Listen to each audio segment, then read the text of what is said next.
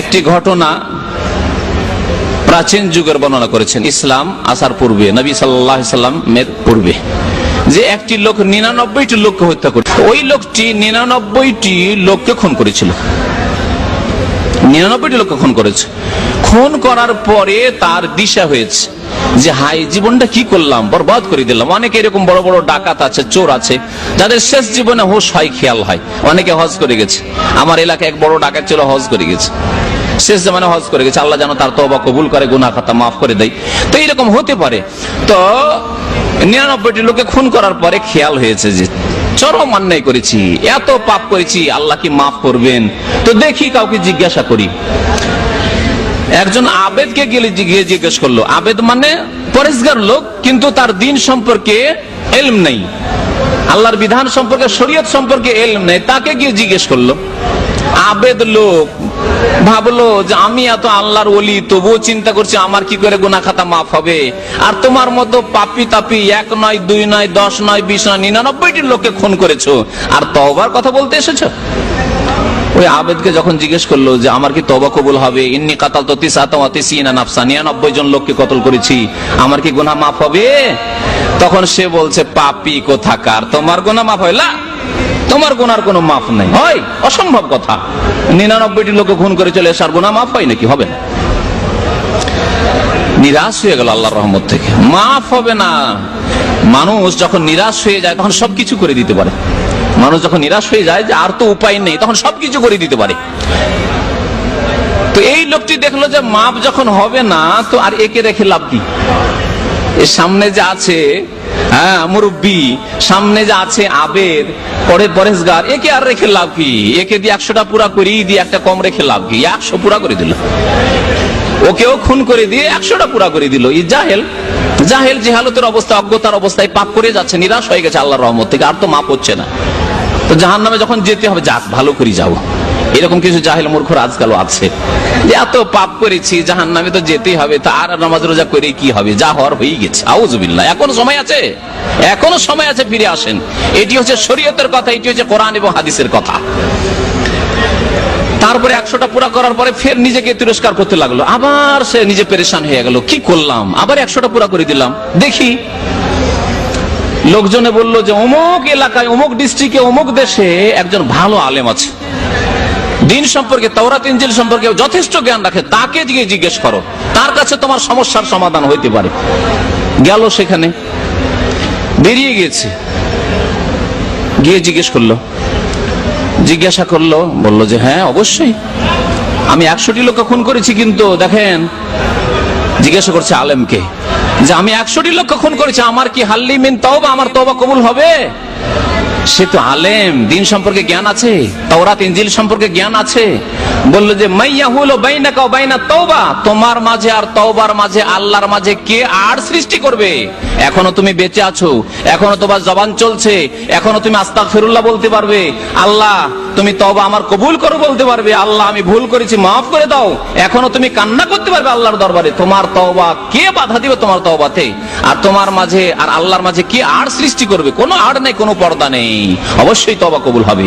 এক কাজ করো, তোমার তওবা তো কবুল হবে, কিন্তু যেই দেশে পাপ করেছো সেখানে থাকিও না। কারণ যেখানে, যে বন্ধু মহলে আপনি পাপ করেছেন, ওখানে যদি থাকেন, আর যদি বলেন, সিগারেটের ক্ষেত্রে আমি একটা উদাহরণ দিয়ে বলছি, সিগারেট ছেড়ে দিলাম, কিন্তু যত বন্ধু বান্ধব আছে সবাইকে নিয়ে সিগারেট খেতেন, কালকে গিয়ে বলছেন যে ভাই আর সিগারেট খাবো না, আমি তওবা করেছি, ওই জালেম বন্ধুরা, ওই গুনাহগার বন্ধুরা জবরদস্তি করে আপনাকে সিগারেট খাওয়াবে। আর না হইলে যদি নাও খান, আপনি খুব শক্ত হয়ে গেছেন, না খাবেন না, তো ওই ধোঁয়াটা একটু ভালো লাগবে, ধোঁয়াটা শুনতে একটু মজা লাগে। তো আপনি যদি পাপী লোকদের সাথেই বসে থাকেন, তো পাপ মুক্ত হইতে পারবেন না। বেনামাজি থেকে নামাজি হয়েছে, আর রুমের সবগুলি বেনামাজি, তাহলে পাকা নামাজি হইতে পারবেন না। আপনি ঢিলা হয়ে যাবে, বাঁধন ঢিলা হয়ে যাবে, আপনার তওবা ঢিলা হয়ে যাবে। সুতরাং কি করতে হবে? আপনাকে জায়গা চেঞ্জ করতে হবে, টেলিফোনের মেমোরি চেঞ্জ করতে হবে। টেলিফোনে সব খারাপ বন্ধু, খারাপ বন্ধুর সব নম্বর, যাদের সাথে আপনার কন্ট্যাক্ট ছিল সব খারাপ বন্ধু, একটিও ভালো বন্ধু নেই। তাহলে আপনাকে টেলিফোন ডায়েরি চেঞ্জ করতে হবে, ভালো লোকের নাম্বার ইন করতে হবে ওতে, আর খারাপ লোকের নম্বরগুলিকে এক্সিট করতে হবে, বের করে দিতে হবে। তাহলে আপনার সংশোধন হইতে পারে, মনে রাখবেন। তো ওই আলেম বললেন যে এক কাজ করো, তুমি এই খারাপ জমিনে থাকিও না, যেই জায়গায় পাপ করেছো, খুন করেছো, ওইসব এলাকায় থাকিও না, চলে যাও অমুক গ্রামে আল্লাহওয়ালা লোকেরা রয়েছেন, সেখানে আল্লাহর ইবাদত বন্দেগী করছেন, সেখানে গিয়ে তাদের সাথে থাকো, ভালো মানুষের সংসর্গে থাকলে ভালো হয়ে যাবে ইনশাআল্লাহ তাআলা। যেতে শুরু করলো, গিয়ে অর্ধেক রাস্তার কাছাকাছি গিয়েছে, মালাকুল মউত এসে হাজির হয়ে গেছে। আল্লাহু আকবার। অর্ধেক রাস্তা গিয়েছে, মালাকুল মউত, যাকে আমাদের দেশের লোকেরা আজরাইল বলে। আজরাইল কোনো হাদিসে নাম নেই, সেজন্য আমরা আজরাইল বলি না। আল্লাহ কোরআনে কি বলেছেন? কুল ইয়াতাওয়াফাকুম মালাকুল মউত, হে নবী জানিয়ে দাও মানুষকে যে তোমাদের মৃত্যু দান করেন, তোমাদের আত্মাগুলিকে গ্রহণ করেন কে? মালাকুল মউত, মরণের দায়িত্বে নিযুক্ত ফেরেশতা মালাকুল মউত বলা হয়েছে। আজরাইলও নয় আর ইসরাইলও না, ওসব নয়। আজরাইল নাম মালাকুল মউতের নাম নয়, এটি জাল কথা। মিকাইল আর জিবরাইল কোরআনে কারিমে রয়েছে, ইসরাফিল হাদিসে রয়েছে, কিন্তু আজরাইল নাম কোন সহি হাদিসে নেই। কোরআনে তো দূরের কথা, কোন সহি হাদিসে নেই। সুতরাং আজরাইল বলা আমাদের দেশের বক্তাদেরকে ছেড়ে দেওয়া উচিত। আমাদের দেশের এক শ্রেণী আলেমরা আজরাইল আজরাইল আজরাইল করে, ও তাদের ছেড়ে দেওয়া উচিত। ওরা ছাড়লে আপনারা ছাড়বেন, ওরা না ছাড়লে আপনারা কি করে ছাড়বেন? যেমন ওরা খোদা ছাড়ছে না, খোদায় তালা করতে আছেন আপনারাও, আল্লাহ বলা অভ্যাস হচ্ছেন না। আমরা ছেড়ে দিয়েছি, দেখেন আমাদের ছাত্ররা যারা আমাদের সাথে ঘনিষ্ঠ সম্পর্ক রাখে, তারাও খোদা ছেড়ে দিয়েছে, ওই আপনার মাওলানা ছেড়ে দিয়েছে। মাওলানা বলে সঠিক কথা বলছে, শেখ বলছে, বা অন্য ভালো শব্দ দিয়ে সম্বোধন করছে, ভাই বলছে, যথেষ্ট। তো কথা হচ্ছে যে সংশোধনের প্রয়োজন রয়েছে। ওই লোকটিকে বলা হলো যে যাও ওইদিকে, অর্ধেক রাস্তা গিয়েছে আর মালাকুল মউত এসে হাজির। মালাকুল মউত রূহ কবজ করে নিল, চলে গেল। আল্লাহর আদেশ, লা ইস্তাখিরুনা সাআতান ওয়া লা ইস্তাকদিমুন, এক মুহূর্ত, এক সেকেন্ডের জন্য আগেও হবে না, পরেও হবে না। মালাকুল মউত এই দয়া করবে না যে আর 10 মিনিট সময় দিই, ওই ভালো জায়গাটিতে পৌঁছি যাক। মক্কা যাচ্ছেন, মদিনা যাচ্ছেন, মালাকুল মউতের সময় হয়ে গেছে, ঘড়ি দেখছে সময় হয়ে গেছে, এই কথা বলবে না যে যাকে একটু মদিনায় ঢুকতে দি, মক্কায় ঢুকতে দি, কারণ তাকে এখতিয়ার নেই, আল্লাহ পাকের এখতিয়ার। আল্লাহর আদেশ হয়েছে এক্ষুনি রাস্তাতে আছে, রাস্তাতে উঠাও একে। রূহ কবজ হয়ে গেল, সেই লোকটি ইন্তেকাল করলো। আল্লাহর আযাবের ফেরেশতা এসে হাজির, আর আল্লাহর রহমতের ফেরেশতা এসে, জান্নাতের ফেরেশতা এসে হাজির। আযাবের ফেরেশতারা আত্মা নিয়ে বলছে যে আমরা জাহান্নামে নিয়ে যাব, সিজ্জিনে নিয়ে যাব, আর রহমতের ফেরেশতা এসে বলছে না, আমরা ইল্লিনে নিয়ে যাব, জান্নাতে নিয়ে যাব। সবার যুক্তি, সিজ্জিনওয়ালাদের আযাবের ফেরেশতাদের যুক্তি হলো সারা জীবন কত রকমের পাপ করেছে, 100টি লোককে খুন করেছে, আর একে তোমরা জান্নাতে নিয়ে যাবে? আশ্চর্য কথা, অসম্ভব। একে জান্নাতে নিয়ে যেতে তোমরা জাহান্নামে নিয়ে যাবে, সিজ্জিনে নিয়ে যাবো একে, সিজিন জেলখানায় নিয়ে যাবো একে। রহমতের ফেরেশতা বলছে যে ভুল বুঝেছো, সারা জীবন কি করেছে না করেছে ওটা দেখছো, কিন্তু শেষখানে কি করেছে এটা তো দেখো। কোথা থেকে আসছে, কোথায় যাচ্ছে, উদ্দেশ্য কি, তার অন্তরের কথা দেখো, কি অন্তর নিয়ে কোথায় যাচ্ছে। সে পাপ করার জন্য যাচ্ছে না নেকি করার জন্য? তওবা করে এসেছে, আল্লাহর দরবারে খালেস অন্তর থেকে তওবা করে নিয়েছে। ওই নেক লোকদের কাছে যাচ্ছিল, ওখানে গিয়ে আল্লাহর ইবাদত বন্দেগী করবে আর পুরোপুরি সংশোধন হয়ে যাবে।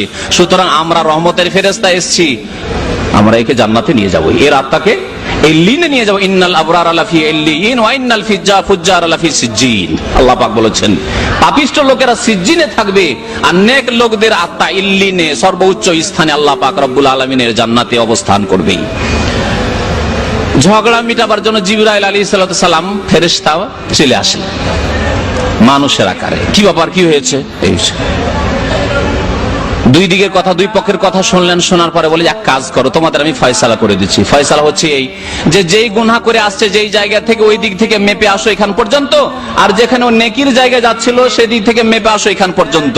যেই দিকের দূরত্ব বেশি হবে, যেই দিকে দূরত্ব কম হবে, সেই দিকওয়ালা ফেরেশতা নিয়ে যাবে। অর্থাৎ পাপের দিকে থেকে যদি বেশি চলে এসে থাকে আর ওই নেকির দিকে যাচ্ছিল ওই দিকে যদি কাছে গিয়ে থাকে, তাহলে জান্নাতের ফেরেশতারা, ইল্লিনের ফেরেশতারা নিয়ে যাবে, রহমতের ফেরেশতা নিয়ে যাবে। আর যদি দেখা যায় না পাপের দিকেই কাছে আছে আর নেকির দিকে যেতে দূরত্ব বেশি আছে, তাহলে আযাবের ফেরেশতারা নিয়ে যাবে। এখন জমি মাপা শুরু হইল, আমিনি কাজ শুরু হলো, জমি মাপা শুরু হলো। জমি মেপে দেখা গেল যে মাত্র আধা হাত নেকির দিকে বেশি চলে এসেছে। সুবহানাল্লাহ।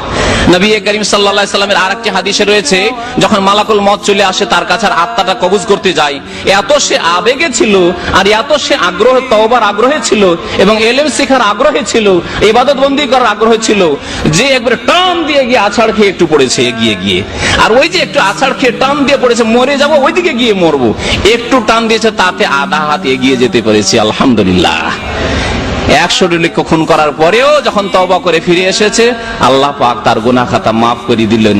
আল্লাহ পাক রব্বুল আলামিন গুনাহ খাতা মাফ করলেন তার, আর ফেরেশতারা, রহমতের ফেরেশতারা তার আত্মাকে নিয়ে ইল্লিনে চলে গেলেন।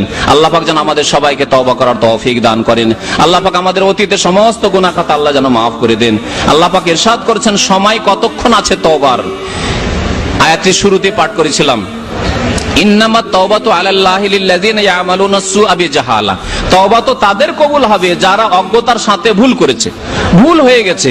সুম্মা ইয়াতুবুনা মিন কারীব, ভুল করার সাথে সাথে খুব দ্রুত তওবা করে নেয়। ভুল করে বছরকে বছর চলে গেল, জিন্দগি পার হয়ে যাচ্ছে, নামাজ পড়ছেন না, সংশোধন করছেন না, ভুল ছাড়ছেন না, পাপ ছাড়ছেন না, অন্যায় ছাড়ছেন, এমন না। ইয়াতুবুনা মিন কারীব, তাড়াতাড়ি করে তওবা করে নিলেন। ফাউলাইকা ইয়াতুবুল্লাহু আলাইহিম, আল্লাহ তাদের তওবা কবুল করে নেবেন। আল্লাহ পাক গফুরুর রহিম। ওয়ালাইসাতিত তাওবাতু লিল্লাযিনা ইয়ামালুনা সাইয়্যাত, আল্লাহ বলেন ওদের তওবা কবুল হবে না যারা গুনাহ করে। হাত্তা ইযা হাদার আহাদুল মউত, সারা জীবন গুনাহ করতে করতে মওত চলে আসলো। ভাবছে আমার মওত আসবে 70 বছর বয়সে, অথচ 30 বছর বয়সে হঠাৎ করে রাত্রে শুয়েছে আর হার্ট অ্যাটাক, মরে গেল। পাপ করতে আছে, নামাজ পড়বো, আমার বাবাই শুরু করেছে 50 বছর বয়সে, তো আমিও 40-50 গিয়ে শুরু করব। আমাদের দেশে অনেকে এরকমই আছে, বাপ চাচাকে দেখে যে ওই 50-60 বছর বয়সে নামাজ শুরু করেছে, 50-60 বছর বয়সে পাপ করা ছেড়েছে, সুদ খাওয়া ছেড়েছে, ঘুষ খাওয়া ছেড়েছে, রিটায়ার হওয়ার পরে, চাকরিজীবী যা রিটায়ার হওয়ার পরে ঘুষ খাওয়া ছেড়েছে, তারপরে হজ করেছে, মনে করছে আমিও পাপ করা ছাড়বো পরে। আর হঠাৎ করে মওত চলে আসলো। আর হাত্তা ইযা হাদার আহাদুল মওত ক্বালা ইন্নী তুবতু আন, তখন তওবা করছে, আল্লাহ আমি তওবা করছি। তার তওবা কবুল হবে না। মওতের সময় তওবা করলে তওবা কবুল হবে না।